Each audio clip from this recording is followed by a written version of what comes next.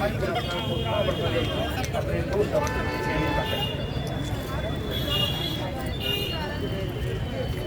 भारत माता की जय, भारत माता की जय। आज के स्वतंत्रता के कार्यक्रम में हमारे कॉलेज के प्राचार्य भाई ललित शर्मा जी, हमारे भाई अनिल जी, नगर निगम का प्रबंधक स्टाफ, विद्यालय का संरक्षक स्टाफ, हमारे साथ आए हुए भारतीय जनता पार्टी के पदाधिकारी बंधु, इस नगर निगम क्षेत्र के वार्ड के यशस्वी पार्षद भाई तिलकवीर सिंह और यहाँ उपस्थित प्रबुद्धजन और सबसे प्रमुख भारत का भविष्य के रूप में या बालिकाएं और बालक, जिन्होंने बहुत अच्छी शानदार दो प्रस्तुतियों के माध्यम से भारत की आत्मा को जगाने का प्रयास किया। बंधुओं, वास्तव में हम जब कहते हैं कि कचरे वाला आया कि नहीं, तो हम उल्टा कहते हैं, कचरे वाला नहीं आता है, कचरे वालों के यहाँ कचरा साफ करने वाला आता है।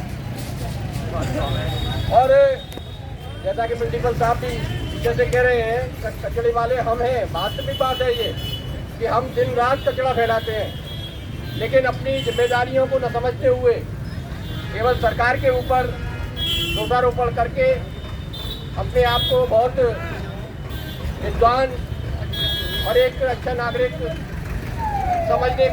समझने की भूल करते हैं।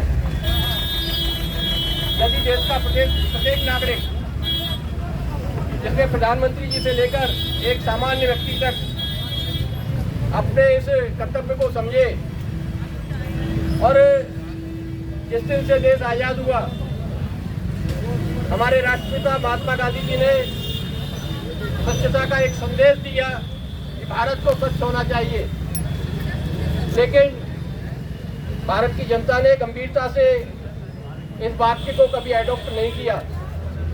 लेकिन 2014 में जब से हमारे देश के यशस्वी प्रधानमंत्री और वर्तमान में विश्व के लोकप्रिय नेता, प्रभावशाली नेता आदरणीय नरेंद्र मोदी जी ने इस देश की बागडोर संभाली है, हम सभी लोग निश्चित रूप से इस बात को महसूस करते हैं। स्वीकार करें ना करें हम विचारधारा के आधार पर, लेकिन महसूस अवश्य करते हैं कि इस देश में 2014 के बाद स्वच्छता के क्षेत्र में क्रांति आई है, क्रांतिकारी परिवर्तन हुए हैं। विशेषकर रेलवे स्टेशनों पर जब हम जाते थे तो हम में से सभी भाई बहन, हमारी बच्चियां अभी ये छोटी हैं, शायद उस दौर को महसूस कर किया हो इन्होंने, लेकिन जब हम रेलवे स्टेशन पर जाते थे तो हमें नाक पर कपड़ा रखना पड़ता था, ये अवश्य था। हम रेलवे की बोगियों में जब टॉयलेट के लिए, प्रसाधन के लिए जाते थे तो हमें मुंह पर कपड़ा रखना पड़ता था, बदबू के मारे वहाँ ठहरना मुश्किल होता था। लेकिन आज स्थिति विपरीत है। उस समय मैंने कई बार ऐसी स्थितियों को महसूस किया कि प्लेटफार्म पर जो गंदगी फैला रहे थे उनको मैंने टोका तो वो झगड़ने को तैयार हो जाते थे। लेकिन 9 साल के कार्यकाल के बाद आज हम ये कह सकते हैं कि यदि कोई व्यक्ति वहाँ कचरा फैलाता है तो स्वयं शर्मिंदा होता है।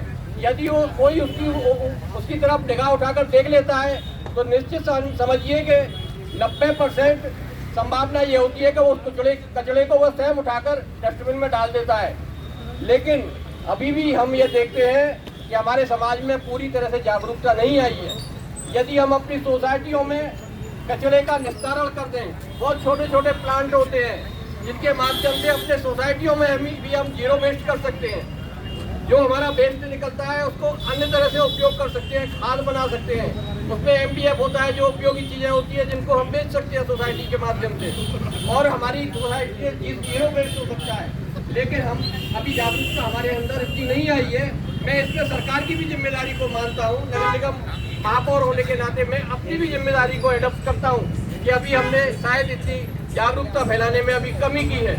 लेकिन मैं आप सभी से निवेदन करता हूँ, और यहाँ जो हमारी बेटियाँ हैं इनका बहुत महत्वपूर्ण योगदान होता है, क्योंकि बेटियाँ ही, महिलाएं ही पूरे समाज को संचालित करती है। ये बेसिक चीज़ है।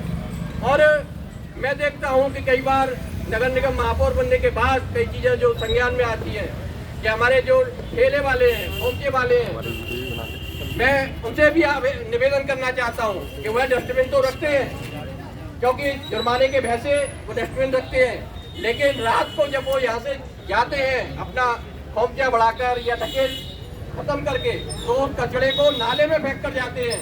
मैं उनसे अनुरोध करूंगा कि यह देश आपका है, जब आप नाले में कचड़े को फेंकते हैं तो कचरा कहीं ना कहीं जाकर आपके घर के पास ही जलभराव की स्थिति को उत्पन्न करता है। नाले को चौक करके आपके घर के सामने ही कहीं ना कहीं जलभराव की और गंदगी की समस्या को पैदा करता है। फिर आप उसकी शिकायत करते हैं कि नगर निगम इसको साफ नहीं करती है। वास्तव में नगर निगम किस प्रकार से जुर्माना लगी रहती है, ये 1500 कर्मचारी बदले में इस बात को महसूस करते हैं कि दिन रात हमको किस तरीके से ये सोचते हैं कि मथुरा किसी तरीके से भी साफ सुथरी रहे। दिन रात मेहनत करते हैं। आप विश्वास मानिए, हमारी बातों पर भले ही आप विश्वास न करें, लेकिन कभी जी कर देखिए, आप किसी भी एक कर्मचारी के साथ जी कर देखिए। एक दिन हमारे ऑफिस में बैठ कर देखिए कि किस प्रकार से दिन रात हमारे कर्मचारी, हमारे अधिकारी उस समस्या के समाधान के लिए लगे रहते हैं। लेकिन जनता से अपेक्षित पूर्ण सहयोग न मिलने के, मैं ये नहीं कहता कि पूरी जनता इसका पालन नहीं करती, अधिकांश लोग पालन करते हैं, लेकिन कुछ लोगों की नासमझी के कारण, नालायकी के कारण, मैं कहूँगा कि उनकी समझ न होने के कारण या लापरवाही के कारण पूरा हमारा शहर जिस प्रकार से साफ सुथरा होना चाहिए वह नहीं हो पाता। और मित्रों, स्वच्छता केवल स्वच्छता ही लेकर नहीं आती, निरोग भी लेकर आती है। हम जितना स्वच्छ रहेंगे उतना स्वस्थ रहेंगे। मेरा आप सभी लोगों के माध्यम से पूरी जनता जनार्दन से ये अनुरोध है कि इस शहर को अपना घर समझे, इन सड़कों को अपना घर समझे, और इन सड़कों को और शहर को साफ स्वच्छ रखने में नगर निगम की मदद करें, जिससे कि हमारे प्रधानमंत्री जी को का जो नारा है स्वस्थ भारत स्वच्छ भारत, उस नारे को हम साकार करते हुए अपने लिए भी निरोगी और दीर्घायु जीवन की, स्वस्थ जीवन की एक उपलब्धि प्राप्त कर सके। धन्यवाद। जय श्री राम।